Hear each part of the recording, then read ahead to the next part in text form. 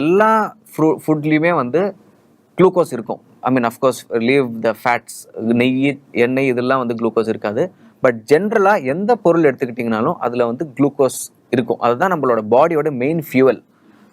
அந்த குளுக்கோஸ் இருக்கிற ஒரு ஃபுட்டை வந்து ஒரு பால்கோவா இல்லைன்னா ஒரு கோகனட் பர்ஃபி ஏதாவது நீங்கள் சாப்பிட்றீங்கன்னா, நீங்கள் சாப்பிட்ட எவ்வளோ மணி நேரத்தில் அந்த பொருளில் இருக்கிற குளுக்கோஸ் வந்து ரத்தத்தில் வந்து சேருதோ அதுதான் கிளைசமிக் இண்டெக்ஸ், அதாவது டைம். சரிங்களா? இப்போ வந்து refined foods like white rice இல்லைனா வந்து இன்றைக்கி கிடைக்கிற க்ளூட்டன் ரிச் வீட்டாக இருக்கட்டும், இதெல்லாமே வந்து கிளைசமிக் இண்டெக்ஸ் ரொம்ப ஹையாக இருக்கிற ஃபுட்டு. அதாவது 75க்கு மேலே ரொம்ப ஹைன்னு சொல்கிறாங்க, 90 வரைக்கும் போகும். ஒரு சில ஒயிட் ரைஸ் வெரைட்டிஸ்லாம் 90 இருக்கும் கிளைசமிக் இண்டெக்ஸ். ஓகே, இப்படி இருக்கிற இந்த ஃபுட் ஐட்டம்ஸ் எடுத்துக்கும் போது அது ரத்தத்துக்குள்ள அந்த எனர்ஜி சீக்கிரம் சேர்ந்துடும். ரத்தத்துக்குள்ள குளுக்கோஸ் வந்து சேர்றதுன்றது உறுதி. நீங்கள் பாரம்பரிய அரிசி சாப்பிட்டாலும் சேரும், ஒயிட் ரைஸ் சாப்பிட்டாலும் சேரும். பட் ஆனால் இந்த ரைஸ் பாரம்பரிய அரிசியை சாப்பிட்டா லேட்டாக சேரும், ஒயிட் ரைஸ் சாப்பிட்டா கடகடன் சீக்கிரம் சேர்ந்துடும்.